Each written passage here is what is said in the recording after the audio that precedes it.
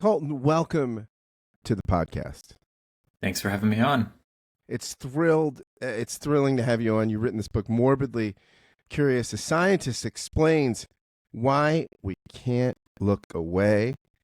Now, you say that every, not all morbidly curious people are horror film fans, but all horror fans are morbidly curious people. You are a horror fan. What is the greatest horror movie of all time in Oh your man. humble estimation? If you had to just rank the best.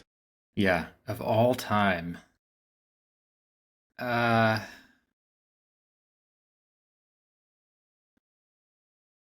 I don't know if there's a good way to rank a best one of all time, but if I had to give it a shot, I might say the original The Thing.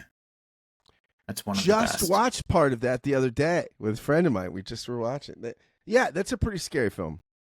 Yeah, it's a great one, especially for its time. I mean, it was I think way ahead of its time. It still holds up, however many years later. I watched it in theaters actually. It like had a special screening at a theater a couple months back, and I watched it in theaters. It was super cool to see it in theaters. Kurt Russell's isn't it's right? It's a Kurt Russell. Yeah, That was in his Escape from L.A. sort of period. He was his era. a Yeah, young, a young Kurt Russell. That was a young, dashing Kurt Russell for sure. Yeah, so you know what I watched recently too. I've just started watching Alien Earth. Uh, mm, very scary, very very scary, and yeah, it's interesting too because they play with AI and some things. Because I do think the first Alien is pretty terrifying, but in my estimation, once you've seen one Alien film, you've seen them all. It's sort of the replay, but that's not true with right. the series. It's actually created some pretty interesting sort of spin-offs. Now, you say that now you hang out at horror conventions. I have never been to a horror convention. I'm a huge Star Trek fan. I've never even been to a Star Trek convention. I'm sad to say, but you say something really interesting. You say in the book that at horror conventions you find people with dark minds but soft hearts. What do you mean by that? Well, I don't imagine walking around seeing people in Freddy Krueger masks asking Robert Englund to sign their DVDs or whatever. I don't imagine soft hearts there. Yeah. Well, most people don't. That was actually the original sort of working title for the book because I think it's kind of a through line for a lot of the research I do, a lot of the stuff that I talk about. And what I mean by that is that based on the research that I've done, morbid curiosity does seem to require some element of kind of darkness, right? Or this interest in the macabre, this interest in things that are terrible and awful, this interest in the darker side of life. But there doesn't seem to be any detrimental effects to people's psyche. So people who are horror fans don't have lower empathy. They don't, appear to be worse people than anyone else. In fact, many of them, I would argue, have, and empirically so, have a bit higher levels of empathy in some cases. But what do you say to people that say, "Look, morbid curiosity, come on, look where it got Jeffrey Dahmer, right? Who you mentioned in the book. Come Yeah. on, this is. Do we really want to be more morbidly curious, or we're going to be eating people? That's where it goes. Dogs and cats sleeping together, eating people. What do you say to that? I mean, could you imagine if everyone who was morbidly curious was eating people? That would be a really terrifying world to be in, right? It's just not the case that just because Jeffrey Dahmer was probably morbidly curious, maybe many serial killers probably are, doesn't mean that that is what caused him to behave the way he did. I think what's happening there is, you have morbid curiosity, which does kind of like make you interested in these macabre things. But Jeffrey Dahmer and many serial killers like him have a lot of other things going on, right? They're incredibly low or completely absent in empathy, which is not true of most horror fans and of most morbidly curious people. They have certain life circumstances that kind of trigger these events. It's kind of this perfect cocktail, and morbid curiosity is just one ingredient in that, and it doesn't actually seem to be the driving ingredient in bad behavior. You actually, it's interesting to me. You've spent more time, it seems, in Eureka Springs, Arkansas, than most people. And so uh, you are the executive director, is it, of the Eureka Springs zombie crawl? Is that true? The zombie crawl, yeah. Now, what is a zombie crawl? I don't even know what that is. I'm imagining lots of people, lots of makeup, lots of prep time. These Yeah. people must be planners, like croissant Yes. makers, right? These are planners. Yeah, yeah. What Well, is this? What goes on? well, it's hard to explain. I mean, it's kind of a thing you have to come experience. It's a Eureka Springs is this little Victorian town in the Ozark Mountains. Um, still has kind of a very big historic main street, or really two main streets that have brick and mortar shops. It's kind of like a place frozen in time in some ways.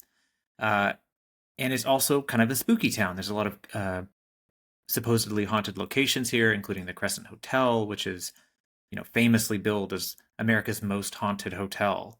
Um, and, with all of that, people in Eureka Springs love Halloween. They love spooky stuff, which made it the perfect place for me to come. As it so happens, the biggest event of the year in a town full of events all year long is the zombie crawl. It is the Halloween event. So we have, 20,000 people come to this town of about 2,000. And the streets are just filled with people dressed as all sorts of things, but many of them dressed as zombies. What do you dress as a zombie? Of course, I have to. What kind of makeup are you wearing? How do you do this? How do you Well, transform yourself into a zombie? I'm normally really busy on zombie crawl day because I'm kind of trying to herd all of those people and do. I also have a film festival that goes on around that time, so I'm kind of running around all over the place. And so there's a couple of local makeup artists that actually set up in kind of our central park area, and I am usually the first in line to get my makeup done by them. So I kind of outsource that. But you have a big wound, you have kind of pale skin, you have fake blood coming off of you. You're wearing clothes that are kind of torn and tattered, and you just watch a zombie movie and try to emulate that. Is there still income inequality among the zombies? Are some people dressed in tattered Banana Republic clothes, and some people at Walmart the Cherokee cheap polo? Yeah. I mean, there's still that. There's still zombies in suits and zombies in torn shorts and ratty t-shirts for sure. Right. We can't even have equality even in the apocalypse among the undead. I mean, I go back to that one Seinfeld clip where he's talking about Frankenstein. He says, I like a monster in a sports jacket. At least it shows he's making an effort. Yeah, he's trying. He's trying. He's making an effort. So you're in Eureka Springs. There's a famous haunted hotel, and there's this one room that's especially haunted, allegedly, purported by the proprietors, the owners. You had a strange experience. I mean, you didn't feel like this poltergeist or touched you, but there was some evidence, something that made you. What happened in the room that made you wonder and scratch your head? Yeah, I believe this was actually before I had moved here. I was at the Crescent. They do this annual sort of paranormal weekend where you can ghost hunt all the different rooms. And there's multiple haunted rooms, but there is one, as you mentioned, that is sort of the most famous haunted room. It's the one that guests most often report having something weird happen. It's the one that has a pretty clear story associated with it. So I believe it's 218 is the room. And when the Crescent was being built in the late 1800s, there was this Irish stonemason who was up on the third or fourth floor of the hotel, kind of building the skeleton of it. And he leaned over to yell at a beautiful woman, supposedly, and he fell. He leaned too far and he fell. And he fell into a support beam in what was now room 218. And so his name was Michael. And so they call it Michael's room. And Michael's room is the most booked room in the hotel. It books out for Halloween, a year in advance. And I had a chance to stay in Michael's. Who's coming to Eureka Springs? Where are they coming from? Manhattan, everywhere, Kansas, everywhere. LA? We have everywhere. We have around over 1 million visitors a year here. You have 1 million visitors a year. Yeah. Why doesn't everyone want to open an Airbnb there? Is that the booming business? Is everybody running an Airbnb? There's a lot of Airbnbs. There are a lot of Victorian bed and breakfasts too. So I actually own a Victorian bed and breakfast here downtown, like a big, 6-bedroom Victorian style traditional bed and breakfast. Yeah, everybody comes here because it's a really unique town. I've never quite been somewhere like this. It's just a very quirky, artsy, beautiful, weird town That's haunted a that's little bit. supposedly very haunted. Yeah, yeah, we have No, do ghost you tours believe all over town. you don't believe in ghosts? I don't. I've had some weird experiences. I mean, one of them was in Michael's room that I have trouble explaining. So I was the first time I ever stayed in Michael's room. You know, you have these big keys, like real, like almost like skeleton like Old keys, school, big no metal little keys, swipey old card. No, school, no, old yeah, school. old school keys. And so I'm trying to open the door, and I can't get it to open. And you know, it's not complicated. You put the key in the lock, and you turn it one direction or the other, and one of them should unlock it. Well, I was having trouble with it. I couldn't get it open. And after, 30 or 40 seconds, which is a long time to be standing in front of a door trying to get it open when it's just a key, I jokingly said out loud, "Okay, Michael, I'm just trying to get into my room. I mean, your room." And at that time, the lock clicked and the door opened. Very weird, but, whatever. So I stay in the room that night, and that room has, the things that people report are usually like, especially women. Michael was kind of a flirt, apparently, will feel things even if they're by themselves, feel things like in the bed at night, like hand stroking their arm, or the doors will fly open to the veranda, or the water Michael will is going to change get Me colors. Too'd if he's not careful. He's gonna get he's going to be the paranormal Me Too. the ghost Me Too. That's right.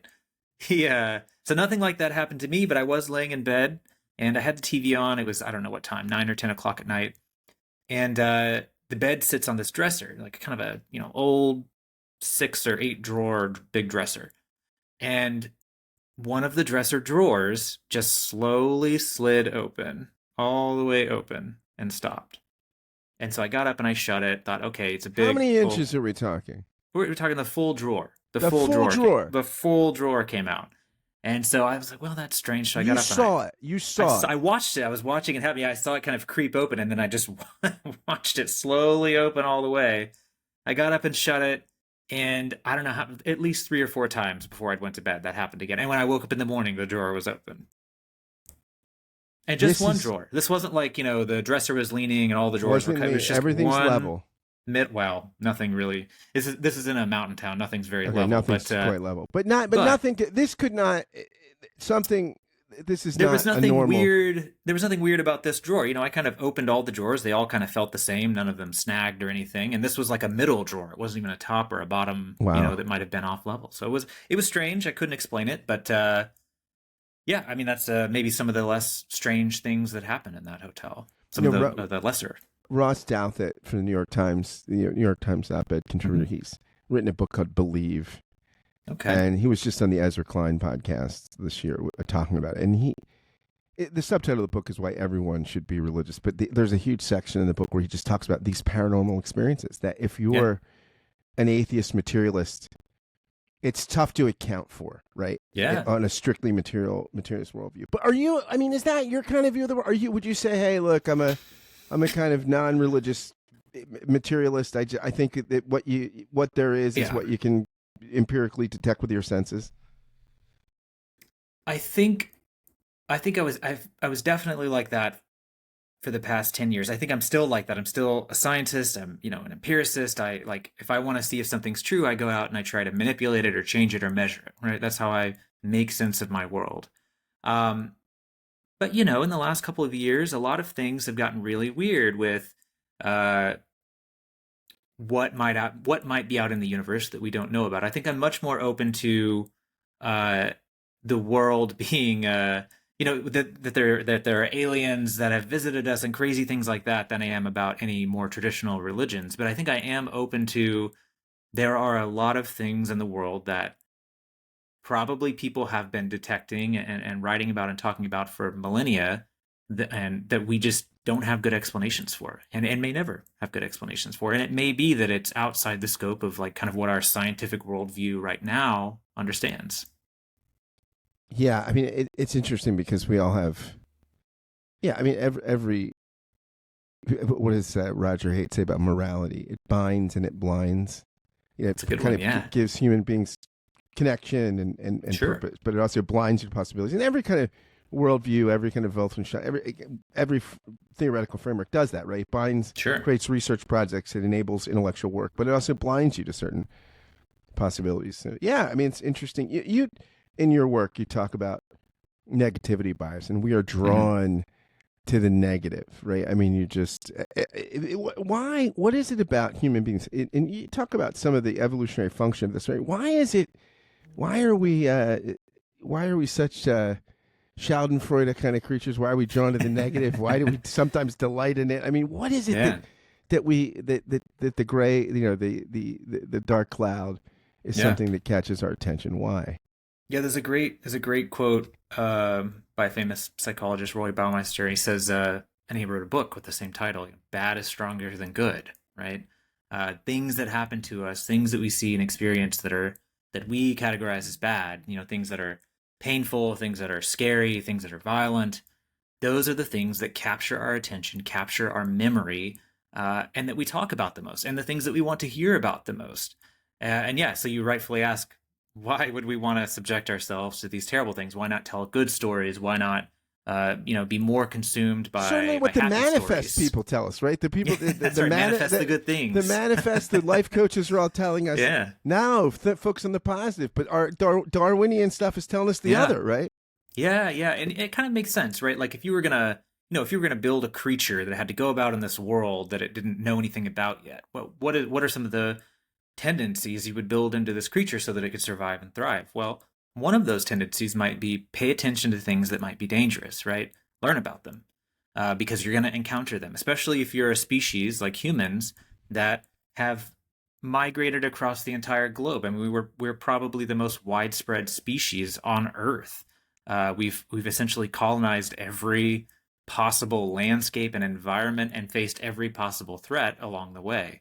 And so we have to be really good at paying attention to something that's potentially dangerous, whether that's something in the environment like a volcano or a hurricane or a tornado or a flood or a predator. We encounter new predators. We encountered new predators for thousands and thousands of years as we migrated across the globe. Things we'd never seen, scary, horrible monsters we'd never seen, and we were just another, lunch item for them.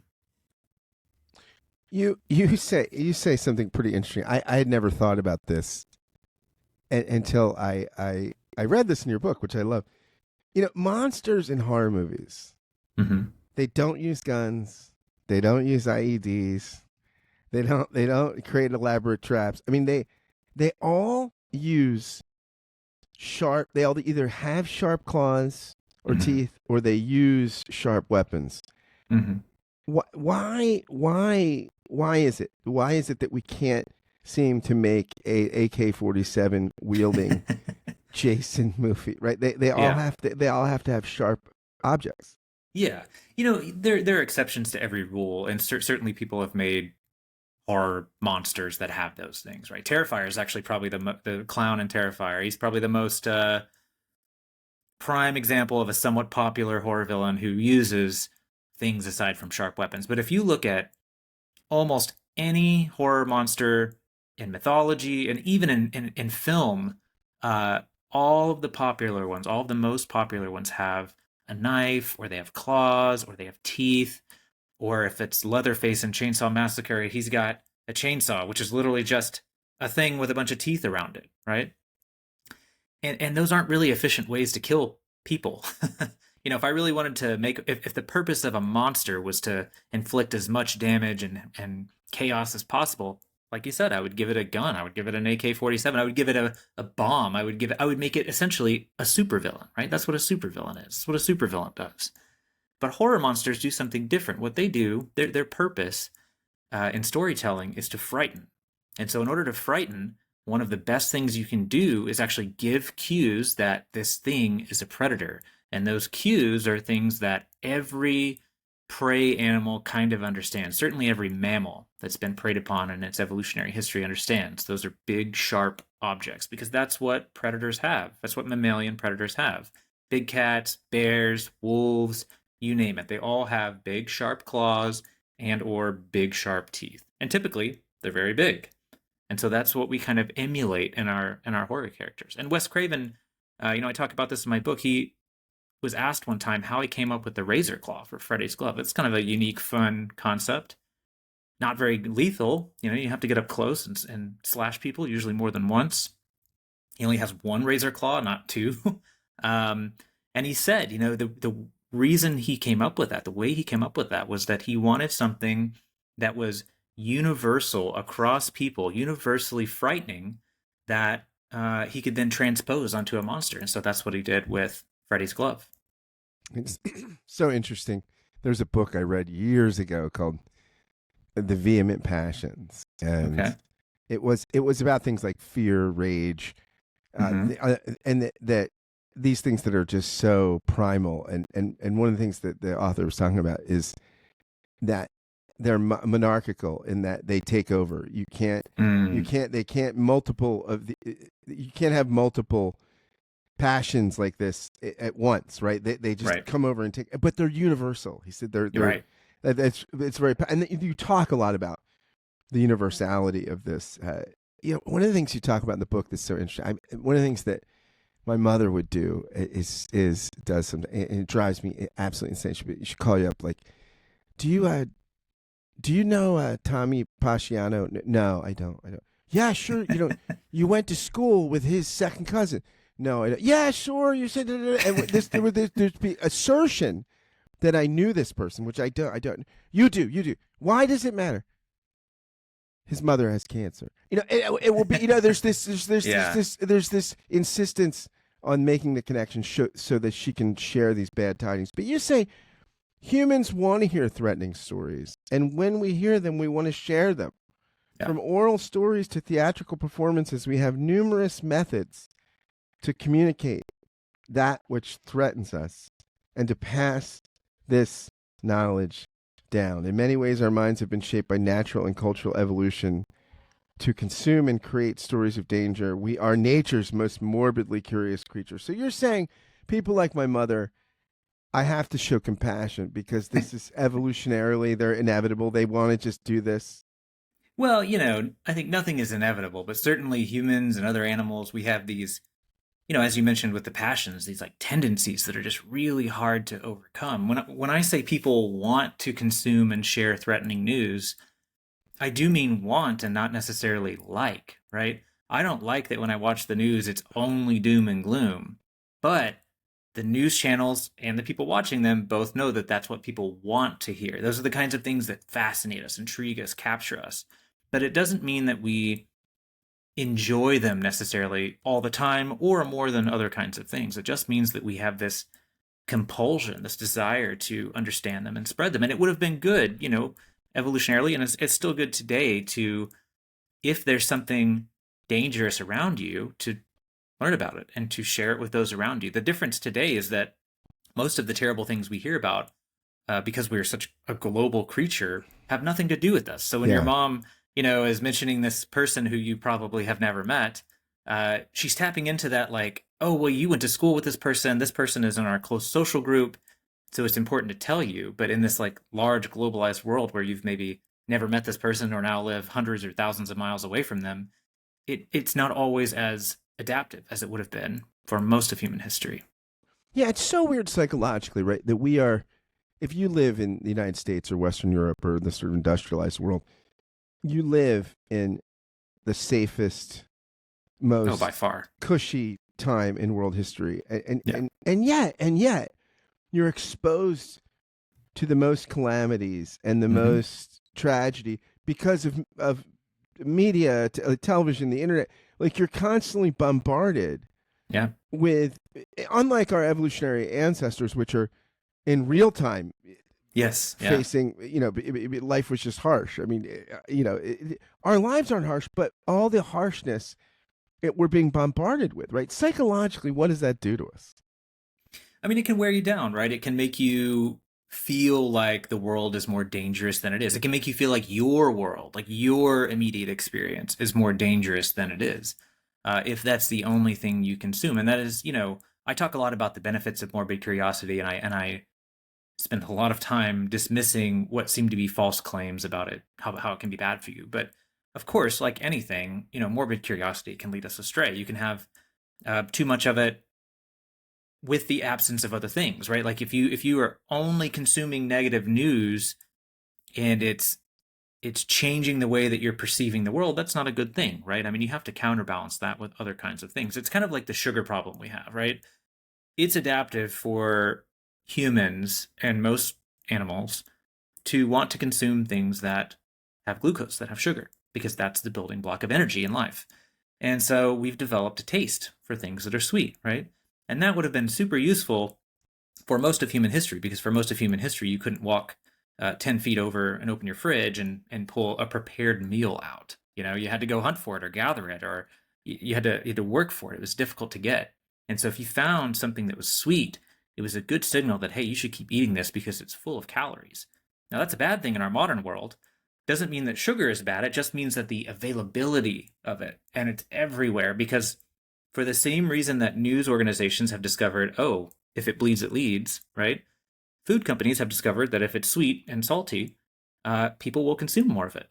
And so I think it's a similar kind of problem where, you know, it's not the sugar that's bad for you. It's when it's the only thing you consume, it's bad for you, and we have an overabundance of it. So it's not that bad news is bad for you. It's not that an interest in serial killers or scary disasters or horrible events is bad for you. But if it's the only thing you consume, it can warp your view of how dangerous the world is. Yeah, it's so interesting because you're a zombie guy. Did you watch? Are you a Walking Dead guy? Sure, yeah. I think I've seen all but the very last season I haven't seen yet. But up to the very last season I've seen it. What's so interesting to me is that those zombies are not scary, right? Zombies in that show are almost like a weather pattern or something, right? They are. It's yeah, that's a good way to describe it. Yeah, it's just like bad weather. I mean, it's other people are scary in that show. Mm-hmm. Like it's a post-apocalyptic world, and the big threat is other humans, right? And every other human community seems to be totally depraved except theirs, right? They might, yeah, sure. But everyone is bad except for my group, right? All groups are bad except my group. Exactly. But that's interesting, right? I mean, what is it about The Walking Dead where, I mean, do you think that I mean, it's so interesting how adaptive they're not that scared of the zombies, right? I mean, well, they are in season one. In the season beginning, one, right? the zombies, It's terrifying. Because they don't know how to deal with it. They don't know what to do with them, right? They don't know what caused it. They don't know what they are. They don't know how to stop them. They don't know if they can.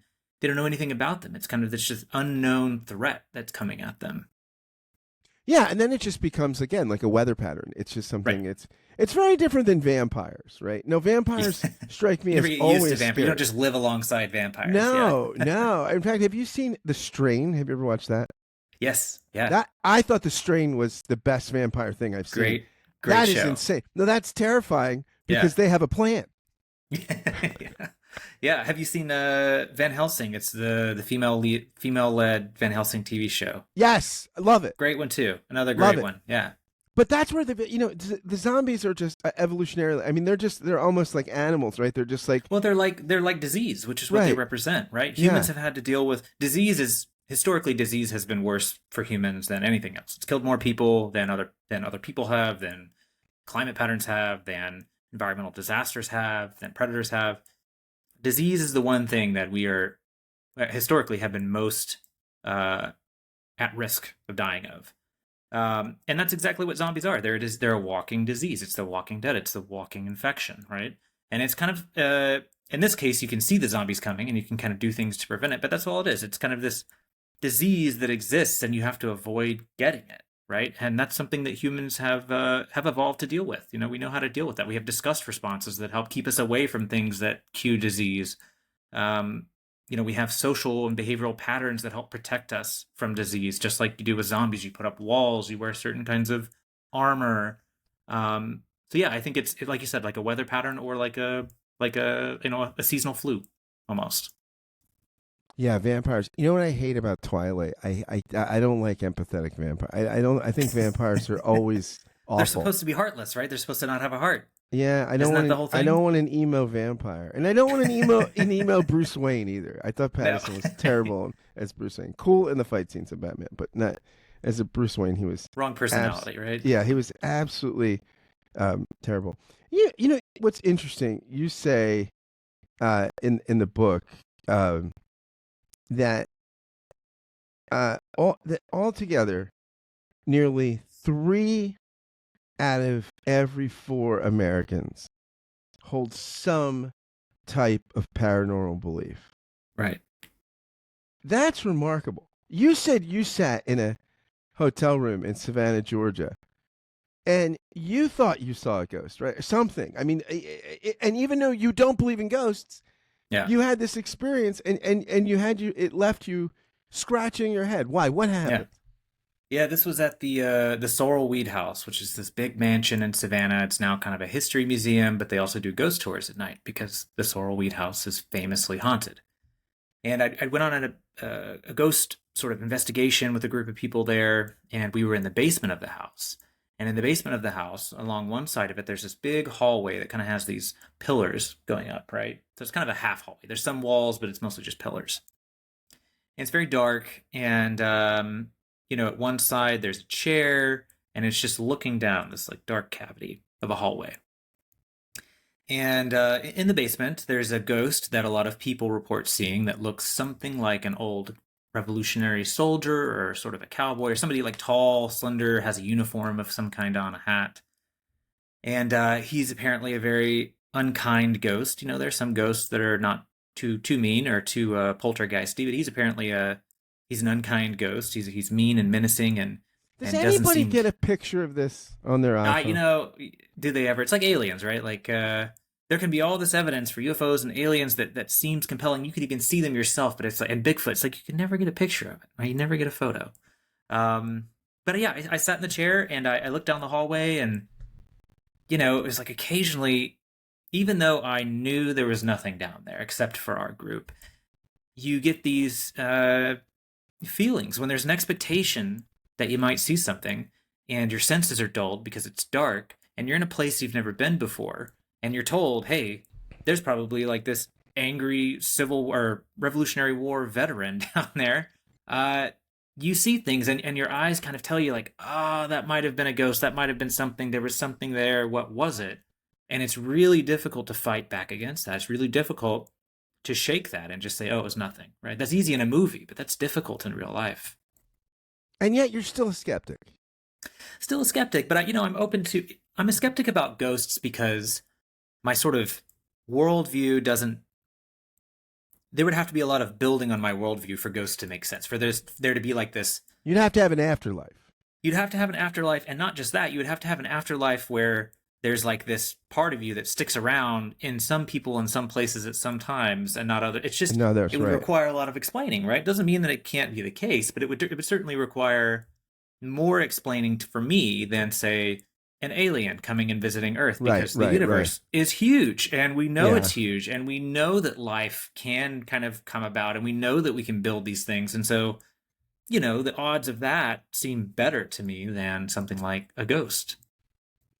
Yeah, I mean, it's like Darwinian processes could happen in another planet. Maybe it doesn't. Sure. Or even something we don't understand. Maybe we were, you talked about the movie Alien. There's the prequel Prometheus, which is actually one of my favorite movies of all time. I love that movie. That's a great movie. I love that whole just mythology. This idea that we were kind of this project for something else that was already here, right?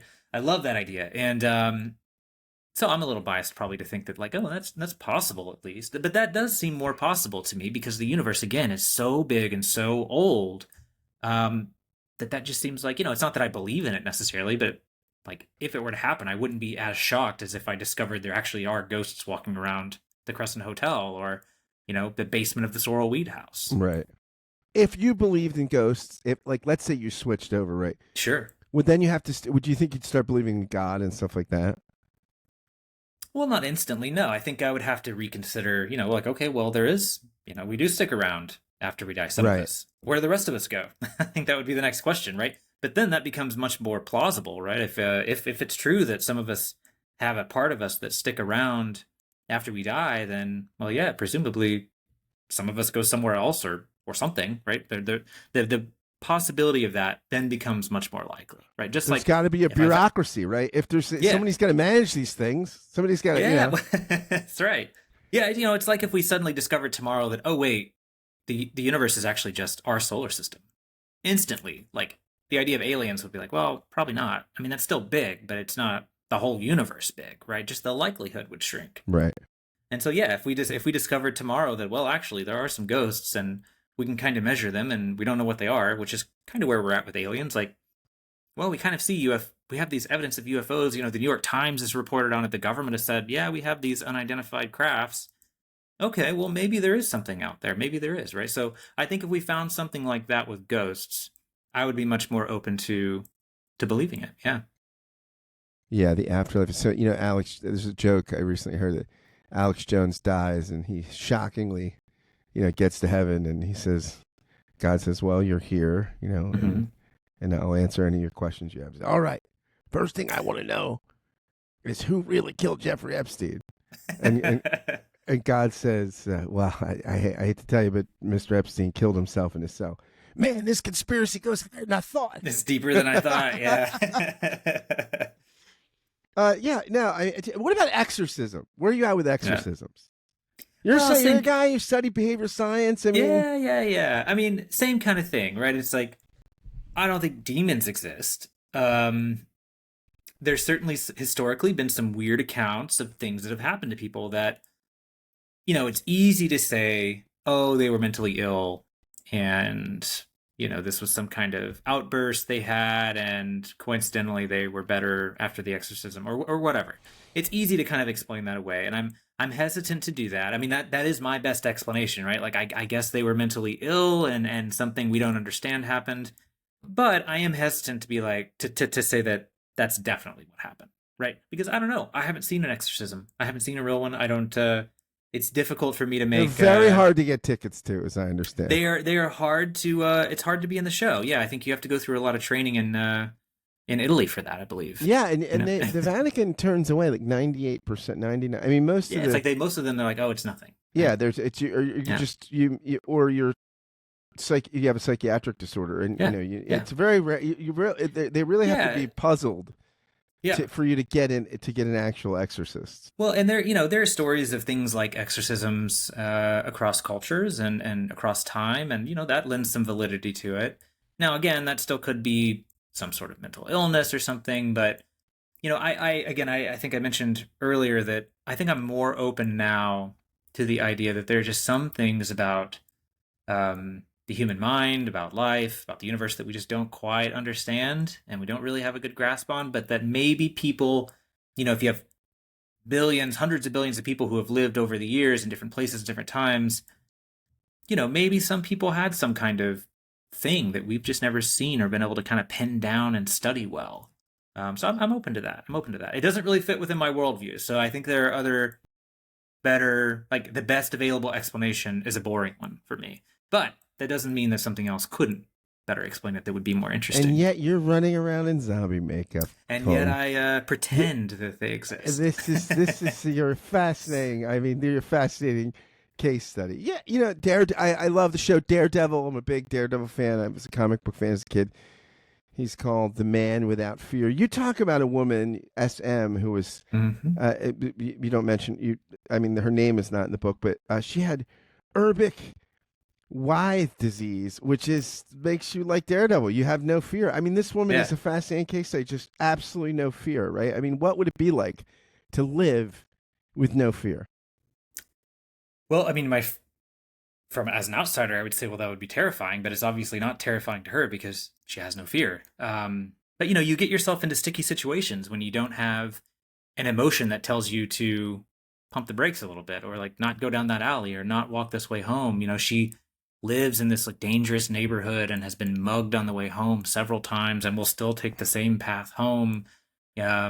She doesn't have a good understanding of when she's in a situation that could hurt her. She might have a cognitive understanding. Like there was one example where, some researchers took her to this exotic pet store to kind of see what she would be interested in, what she would do. And she gets there and she goes straight to the snakes. Picks one up, lets it like slither around in her hands. It's just like infatuated with this snake. And the researchers asked her, like, why, do you know snakes are dangerous? And she said, yeah, of course I know they're dangerous. I know that they can harm you. And they said, but you're not afraid. And she said, no, I'm fascinated by it. She's just with the absence of fear. The only thing she was left with was this curiosity or this interest, this intrigue. So the way that I think about it is that fear kind of helps us pump the brakes when we're exposed to danger, when we see something that might be dangerous. That helps us like get away from it. Curiosity, or in this case, like morbid curiosity, helps us approach it. It's kind of the gas pedal.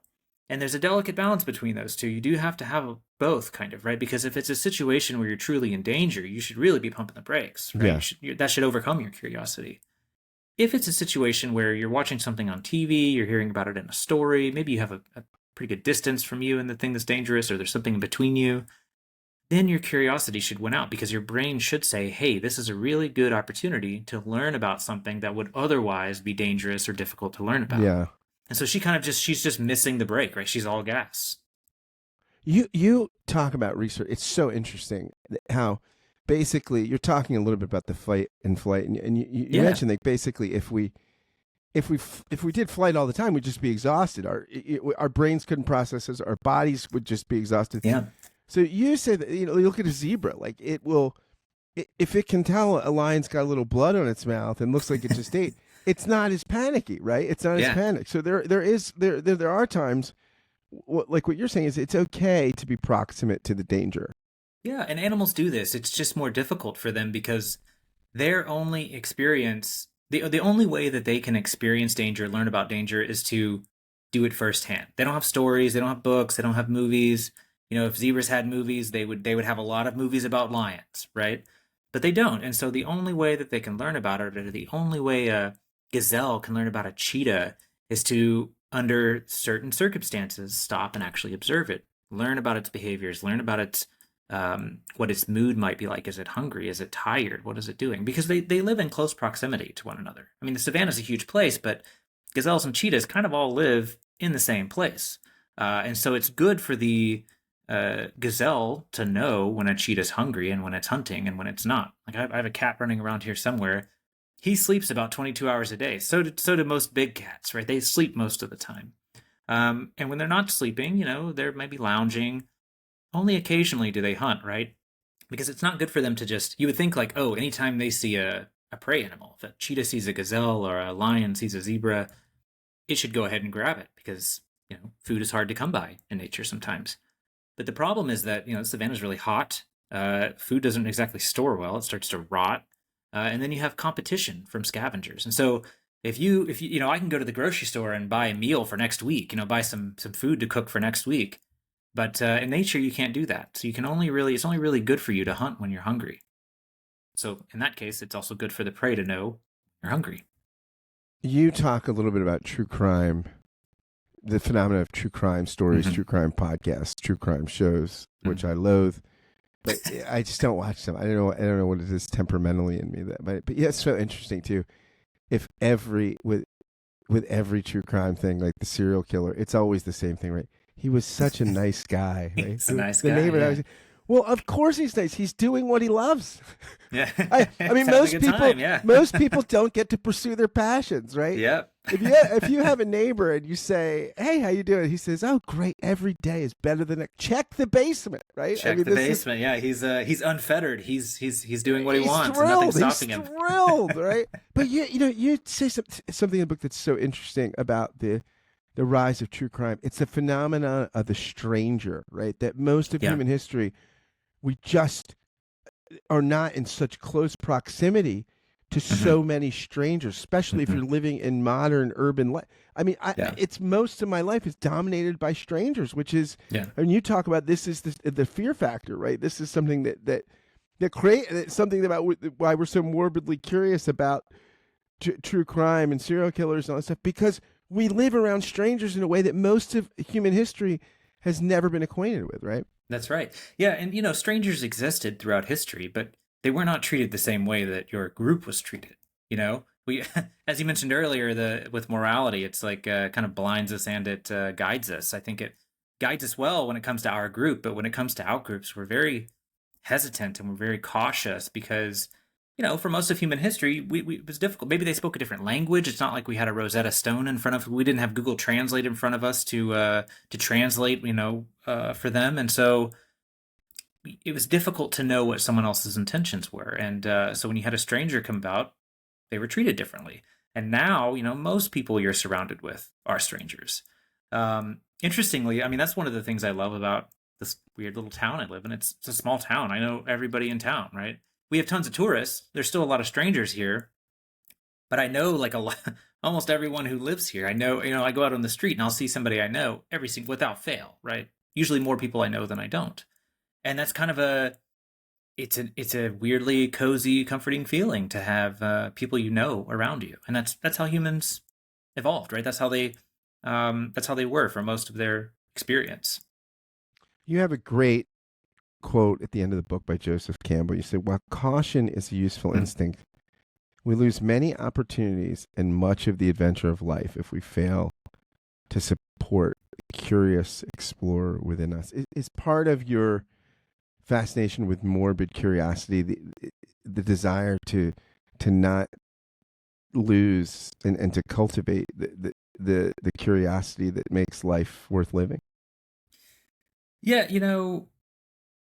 if you never experience something bad, it's difficult to benchmark what is good, right? Like, so if you never have difficult things happen in your life, you never see or hear about difficult things, it's easy to let very minor inconveniences seem like they're the end of the world, right? And there's actually empirical evidence for this. It's like a concept creep. There's some evidence with trauma, like telling people about different kinds of traumas. Um, People who have experienced an actual trauma have a much more narrow conception of what trauma is than people who have never experienced a trauma. So kind of ironically, like people who are, uh, not in any kind of danger, have never experienced these terrible things, they're more likely to say that all these other things are really bad and terrible. And so I think morbid curiosity does help us keep in check a bit of that as well, especially in a world where, as you mentioned, we're remarkably safe. I mean, we are, even if you live in the most dangerous cities in the US, if you live in St. Louis and have a vacation home in Baltimore, like you are safer than almost every single person who has ever lived, right? Uh, and I think that we don't understand that. It's we have a bit of concept creep when it comes to danger, and we think a lot of things are dangerous that maybe aren't. And I think morbid curiosity kind of exposes us to all of these other horrible things that could happen or have happened. Maybe you're a history buff and your morbid curiosity causes you to read more about all these terrible famines and disasters throughout history.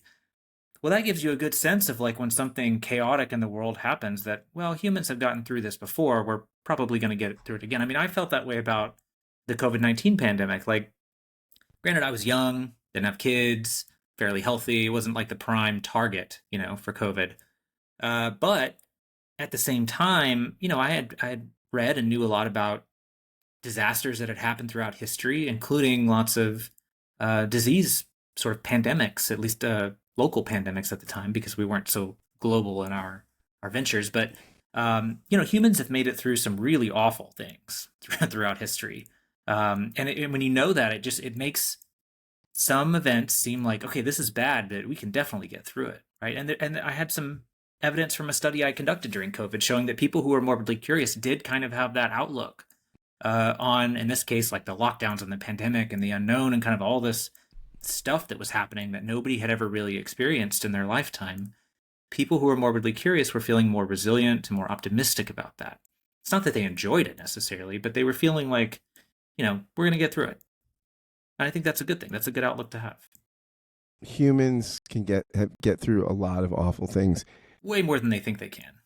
I'll tell you what, one thing that was not awful was getting through your book, Morbidly Curious. It's a great book. I learned so much, and it's a really fun read. I couldn't recommend it to my listeners enough. Thank you so much, Coltan, for writing the book, and thank you for being willing to come on the show and talk about it.